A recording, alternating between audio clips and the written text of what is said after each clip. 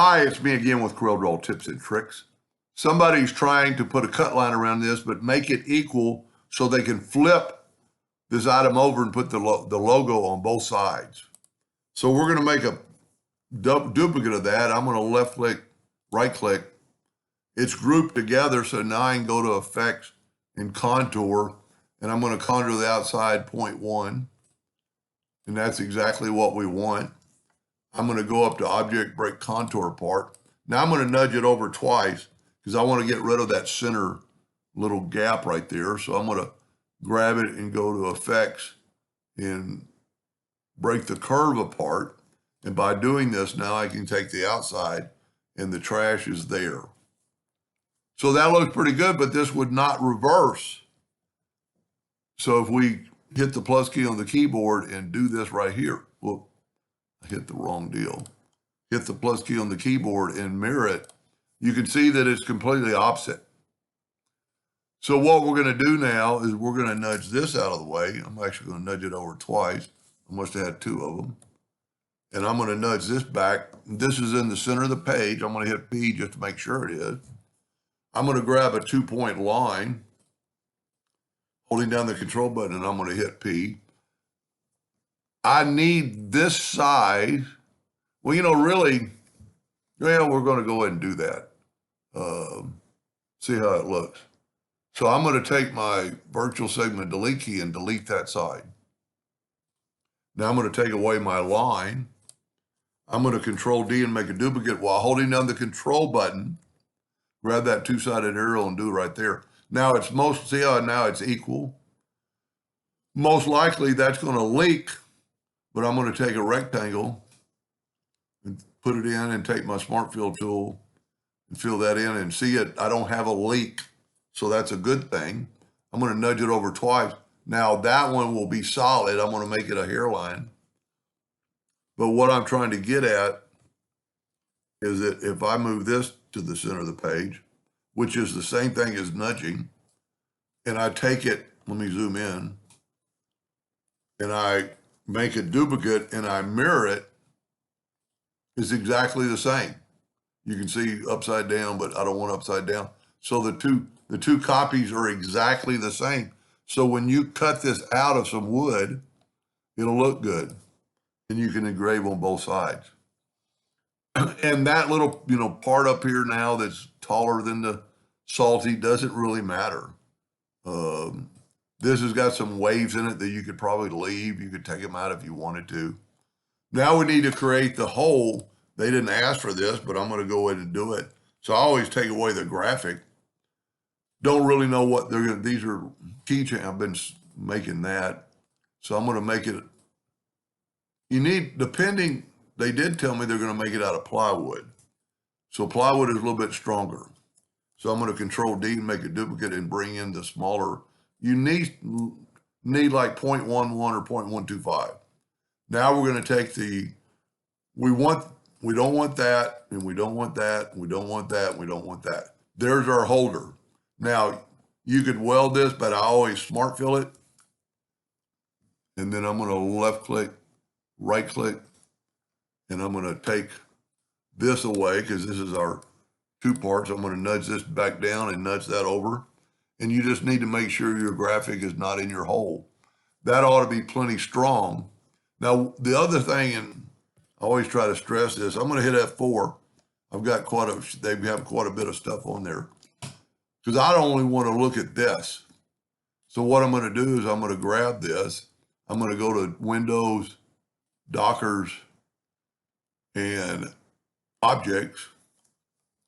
And you see we have a curve. So what I'm going to do is I'm going to take away the black first, or just do it here. I'm going to go up to Object and break the curve apart. I want that circle to be on the bottom, because if you don't, it's going to cut out second and could fall. So I'm going to grab that circle and bring it down. So now when the laser cuts, it's going to cut that and then that after it engraves this. That's not that big a deal, but if your laser bed is warped a little bit and it falls down the hole, it won't be able to cut that hole out as correct. And I just noticed I've got a little bit of a fault right there, but they can fix that. Well, let's just fix it real quick. Let's do this. I'm still in the center of well, I'm not in the center of the page, but because I'm nudging the whole time, I'm good. Matter of fact, I'm going to take that deal away for a second. I'm going to draw a 2-point line. And if you remember, this is the part that's a little bit messed up. So I'm going to, almost glad that happened. I'm going to get rid of all that line, and I'm going to put my logo over there.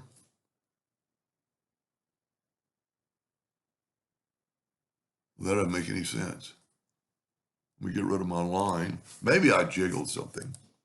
So Control D and make a duplicate. Whoop, stretched it. Yeah, so I must have jiggled the logo because this thing fits perfectly. I was pretty sure it was. And then just put your hole back. Now you're really going to, in this case, see, I must have jiggled it to see how the hole's not in the same. So we're going to go ahead and move our hole and then just move it down a little bit. The easiest thing to do is like 0.01, grab your hole and just move it down where you think it's in the center, and that is. But I would still smart fill it. Now, 0.01, I had to nudge it twice. I nudged it back. Let's go with that 3 inches. Let's move that over. And I'm going to left click, right click, and put it back. Now my graphic's a little too tall, but I think I nudged something. So what I'm going to do is put my 0.01 again and just take because the graphic doesn't really matter as long as it's not in that. Well, you know what? There's that bad spot. That'll really kind of fit, but let's fix it.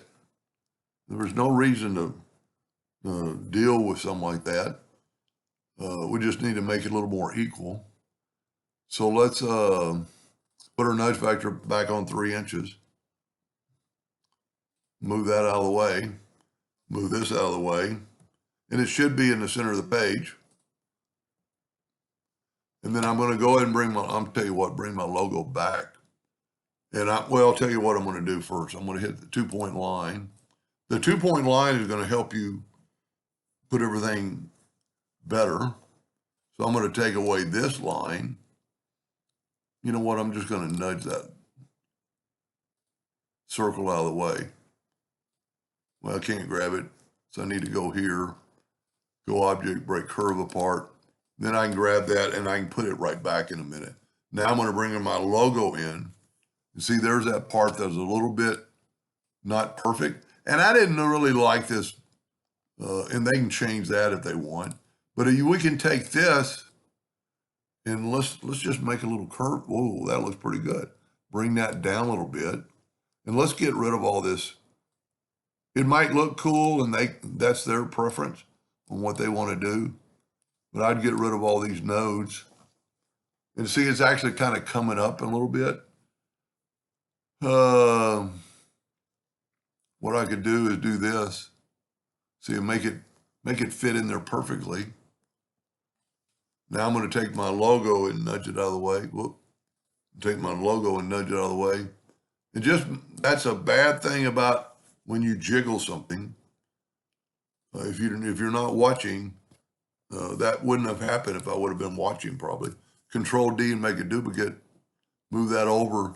Now we might or might not have a leak because our point, so I'm going to take the Smart Fill tool, always put a rectangle, no leak, which is great. I'm going to left click, right click, and because we're nudging, we can nudge this back over